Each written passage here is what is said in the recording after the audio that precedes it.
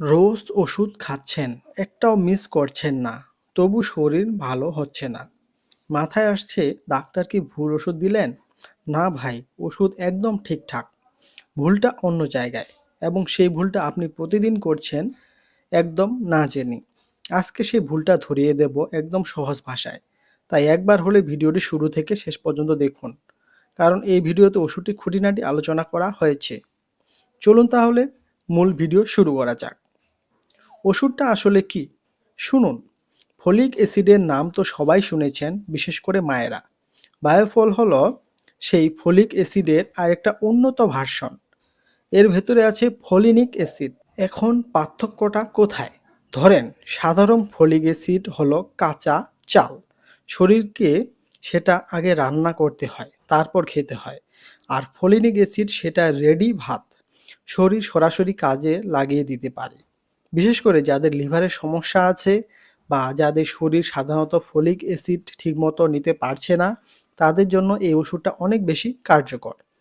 এটা বানায় Incepta pharmaceuticals limited, এবং এটা কোনো সাধারণ ভিটামিন না, এটা প্রেসক্রিপশন ড্রাগ। আর প্রতি পিস ট্যাবলেটের দাম ৯ টাকা। মানে ডাক্তার না বললে নিজে নিজে শুরু করবেন না। কাদের জন্য এই ওষুধ? মূলত ৩ ধরনের মানুষকে দেওয়া হয় এই ওষুধটি। ১ নম্বর, যাদের রক্ত কম, সারাদিন ক্লান্ত লাগছে, মাথা ঘুরছে, কিন্তু বা কিছু করতে ইচ্ছে করছে না, এই লক্ষণ যাদের, তারা এটি খেতে পারেন বা ডাক্তার দিয়ে থাকে। ২ নম্বর, যারা ক্যান্সারের চিকিৎসা নিচ্ছেন, বিশেষ করে যারা ম্যাথোট্রেক্সেট নামে ওষুধ খাচ্ছেন।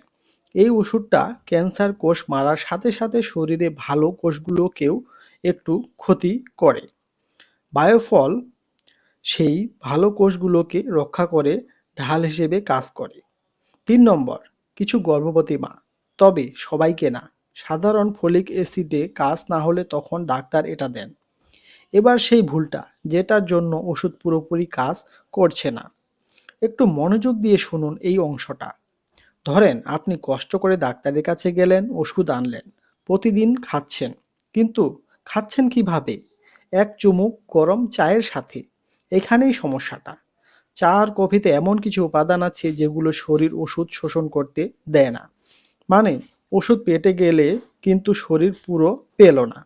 তাই নিয়মটা মনে রাখুন, ওষুধ খাওয়ার অন্তত ১ ঘন্টা আগে বা পরে চা কফি খাবেন।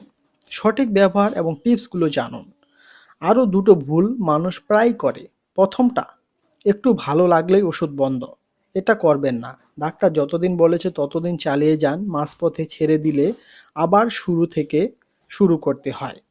দ্বিতীয়টা, নিজে নিজে ডোজ বাড়ানো। বেশি খেলে বেশি ভালো হবে, এই ধারণাটা ভুল। ডাক্তার যতটুকু বলেছে ঠিক ততটুকুই খান। কেন এই ওষুধ কাজ করে অনেক বেশি, বা অনেক বেশি কাজ করবে মনে করা হয়? সহজ করে বলি, শরীরে রক্ত তৈরি হতে ফোলিনিক অ্যাসিড লাগে। এই ওষুধ সরাসরি সেই কাজটা করে। কোনো ঘুর পথ নেই, সরাসরি কাজে লাগে। তাই যাদের শরীর সাধারণত ফলিক অ্যাসিড ঠিকমতো কাজে লাগাতে পারে না, তাদের জন্য এটা অনেক বেশি কার্যকর। কিছু জরুরি সতর্কতা, এগুলো এড়িয়ে যাবেন না। ভিটামিন বি12 কম থাকলে সাবধান। এই ওষুধ খেলে রক্ত একটু ভালো মনে হতে পারে, কিন্তু ভেতরে ভেতরে স্নায়ুর ক্ষতি হতে পারে।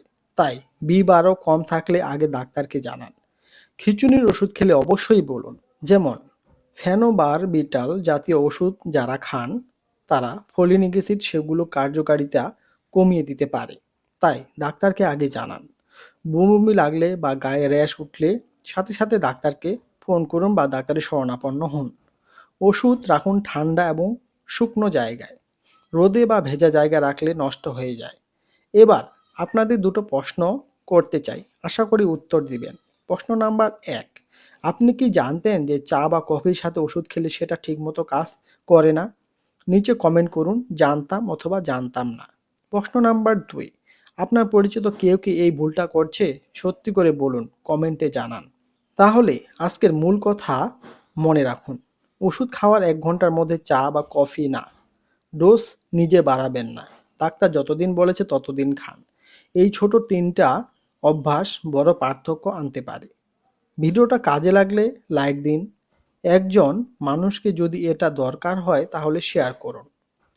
আর সাবস্ক্রাইব করুন, কারণ পরের ভিডিওতে আরও গুরুত্বপূর্ণ একটা ওষুধ নিয়ে আসছি। কমেন্টে বলুন পরেরটা কোন ওষুধ নিয়ে দেখতে চান।